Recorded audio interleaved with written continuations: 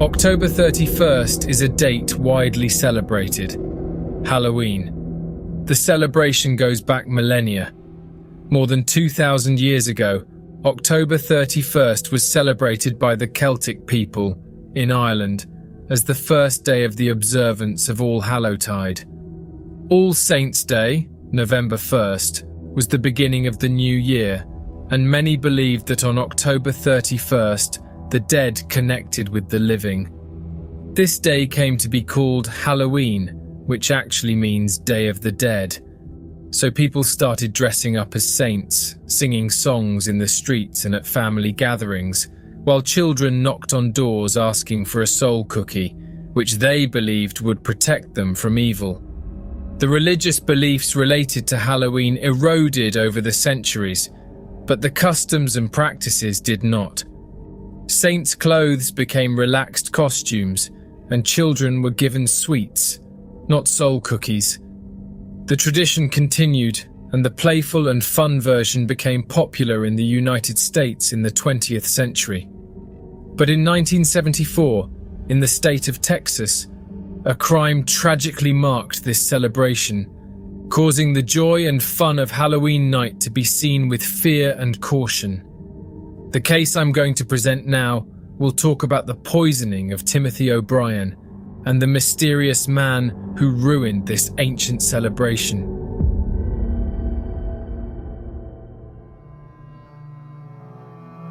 Timothy O'Brien was born on April 5th, 1966. He had a younger sister named Elizabeth O'Brien. Their parents were Ronald and Dayneen O'Brien, and they all lived in the Deer Park neighborhood in Houston, Texas, United States. Dayneen was a housewife, and Ronald worked as an ophthalmologist at an eye clinic franchise called Texas State Optical. The couple were also active members of the Baptist Church, and Ronald participated in the church's social programs at city events. He also attended college to study specialized eye care.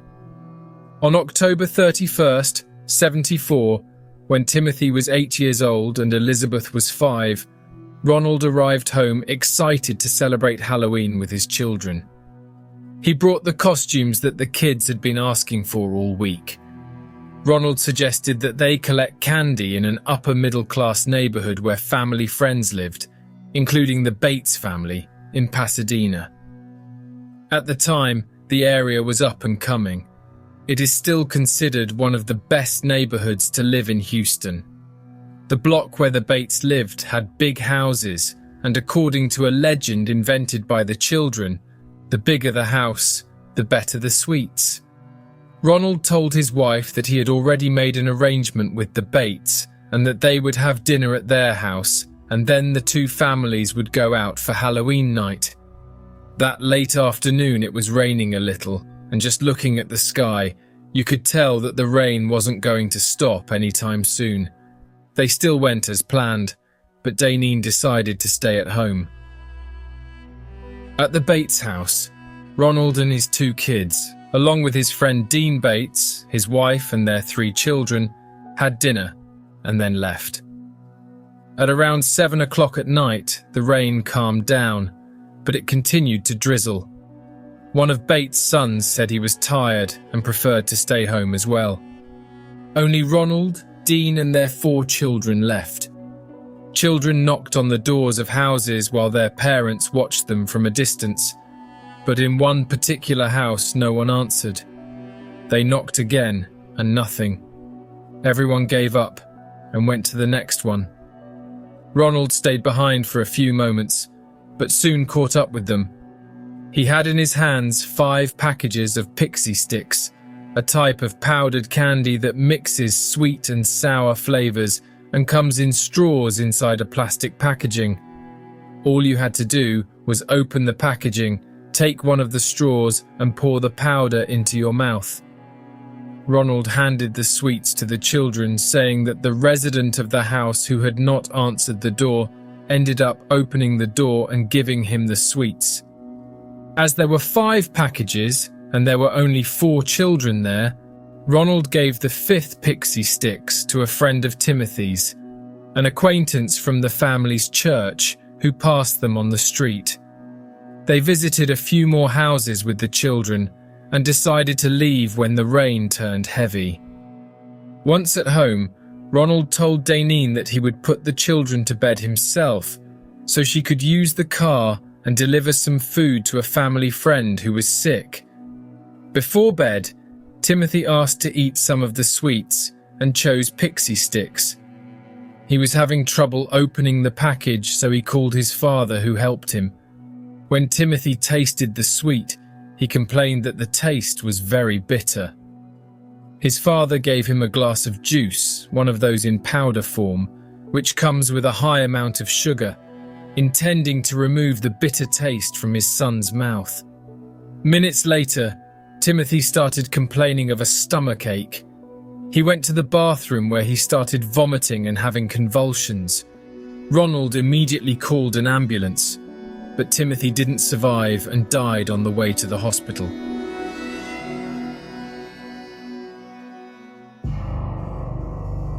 The fact that Timothy felt sick after eating the candy given to him by a stranger caught the attention of hospital staff, and they called the police. Pasadena Police Sergeant Bill Lanier responded and went to the scene. When he arrived, Daineen was already next to her son, and Ronald explained to the officer what had happened. With the serious possibility that many other children had been given poisoned sweets, Sergeant Bill contacted prosecutor Mike Hilton, and a team immediately began an investigation. At the same time, police officers went to the streets visited by the two families. They went door to door in the early hours of the morning, collecting sweets and asking parents to wake up their children to see if they were okay. Early in the morning, they contacted the chief coroner of Harris County, Dr. Joseph Yakimczyk, and appraised him of the situation. Upon arriving at the hospital, he identified the smell of almonds in Timothy's mouth, which suggested that he had died from potassium cyanide poisoning. The step now was to find out where exactly Ronald had received these pixie sticks. Of all the sweets collected in this search, 4 pixie sticks were discovered mixed with potassium cyanide, but miraculously, they were all still closed. But something in the search caught the investigators' attention. The children who received the candy were only connected to Timothy's group of friends. They were the 3 friends who were with him that night, plus the friend from church. In other words, that man in that house gave all the poison sweets just to Ronald. In the late morning of November 1st, a pre-autopsy report confirmed that Timothy had consumed enough cyanide to kill 2 adults. Experts analysed the sweets and noticed that all the packaging had been tampered with and closed using a stapler. One of the boys, the friend from church, had fallen asleep holding his package with the wrapper all bitten off. Apparently, he got tired of trying to open it with his teeth. The staples had saved his life. The police needed to urgently discover who had tampered with these sweets, and they took Ronald back to the neighbourhood so that he could point out the house. Ronald said he didn't remember the person because he didn't see his face. The person delivered the candy while behind the door and without any lights on in the house. All Ronald remembered was the arm was very hairy, and it appeared to be that of a man. The police knocked on the door, but there was no one there.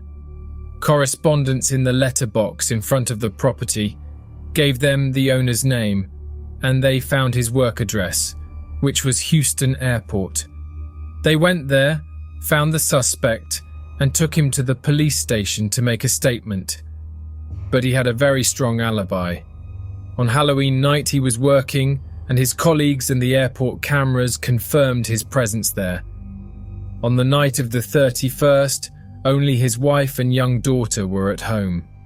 They went to bed early and did not hand out sweets to anyone. They had even turned the lights off so as not to be disturbed. The only central person in all of this was Ronald himself. He went from being a witness to being considered a suspect. The head of the investigation kept an eye on his behaviour and had noticed some peculiarities. For example, Ronald was extremely angry with his parents because they did not stay up late to watch the news report about their grandson's death on TV. Ronald had also written a song for his son's wake and showed great emotion in front of people. However, he was cold and calm when there was no crowd around. During the investigation, it was discovered that Ronald had a debt of more than $100,000, the result of an accumulation of late installments for a smaller debt that had been renegotiated. Furthermore, in January of that same year, he purchased a life insurance policy worth $10,000 for each of his children. In September, a month before Timothy's death, he took out further insurance policies worth $20,000 for each child. The sum of the two policies upon the death of the two children would result in a payment of $60,000. The insurance companies reported that Ronald called them on November 1st at 9 a.m., requesting information on how to redeem the policies. This was less than 12 hours after the boy's death. Furthermore, the two policies only had Ronald's signature. Daneen didn't even know of their existence. On November 5th, with a warrant in hand, the police arrested Ronald. He was interrogated once again, but now as a suspect. At the police station, he denied any involvement with his son's death and the poisoning of Halloween sweets. He was held under preventive detention. As the investigations progressed, other evidence began to surface about Ronald. A professor at his college told the police that the suspect had recently been asking a lot of questions about the effects of potassium cyanide on the human body. He even asked if there was any other poison more lethal than cyanide. A second witness who worked for Curly Medicine, a chemical company in Houston, told police that a customer had recently sought to purchase potassium cyanide, but left after being told that they only sold to factories and the minimum quantity for purchase was 2.5 kilos. This salesman was unable to identify Ronald, but remembered that the man was wearing a medical gown. Ronald wore scrubs at his place of work. Ronald's renegotiated debt was for family expenses. To pay off part of the debt, he sold the family home in Houston and began renting a house in Deer Park. He used the money to pay off part of the debt. He earned $600 a month, which was just enough to make grocery purchases, pay school fees and his car loan. But he still lacked the resources to pay for his college, health insurance and extra family expenses. Selling the family home to rent didn't seem like a well-calculated move. A month before his son died, he had borrowed around $2,000 from the company he worked for to be deducted in installments.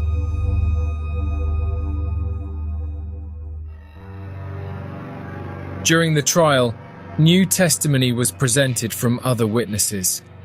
They included Bob Terry, the manager of a chemical dealership, who claimed to have served Ronald twice. On the first visit, Ronald had requested cyanide, saying it was for cleaning gold rods in eyeglass frames. But cyanide had not been used for this purpose for over 20 years, and the sale was not authorized. On his next visit, Ronald mentioned the course he was taking at college and said he needed the chemical compound for research.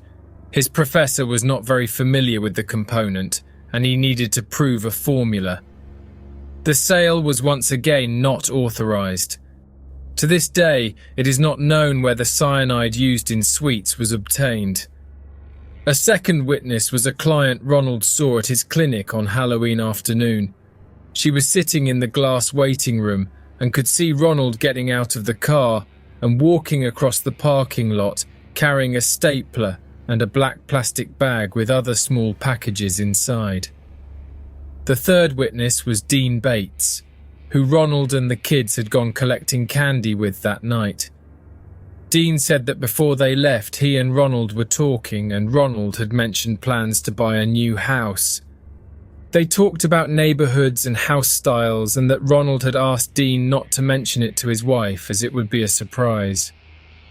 The prosecution also presented a copy of a letter from the bank requesting repossession of Ronald's vehicle due to unpaid instalments.